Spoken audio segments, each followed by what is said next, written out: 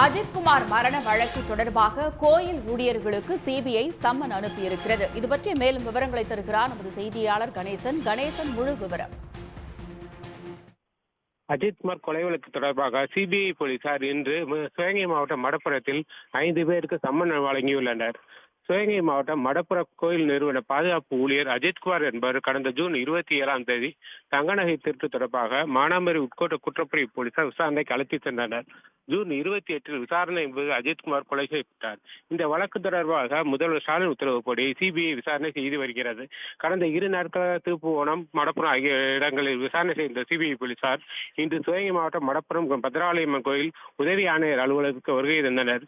கோயில் ஊழியர் உதவி ஆணையரின் கார் டிரைவரான கார்த்திக் வேலு என்பவருக்கும் பிரவீன் என்பவருக்கும் நோட்டீஸ் வழங்கியுள்ளனர்.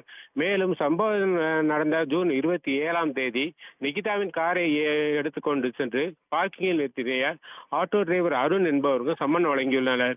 மேலும் அஜித்குமாரின் சகோதரர் நவீன்குமார் மற்றும் வினோத்குமார் ஆகியோருக்கும் சம்மன் அனுப்பியுள்ளனர். நாளை காலை 10:30 மணிக்கு மதுரை சிபிஐ அலுவலகத்தில் 5 பேரும் விசாரணைக்கு ஆஜராகுமாறு அறிவுறுத்தியுள்ளனர்.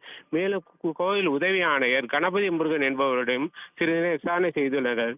சிபிஐ விசாரணை தற்போது சூடுபிடித்துள்ள நிலையில் ஆகஸ்ட் 20ஆம் தேதிக்குள் சிபிஐ குற்ற வழக்கு விசாரணை தொடர்பாக விவரங்களை மதுரை ஹைகோர்ட்டில் சமர்ப்பிக்க உள்ளனர். விவரங்களுக்கு நன்றி கணேசன். உடனுக்குடன் செய்திகளை தெரிந்து கொள்ள சன் நியூஸ் பெல் ஐகானை கிளிக் பண்ணுங்க.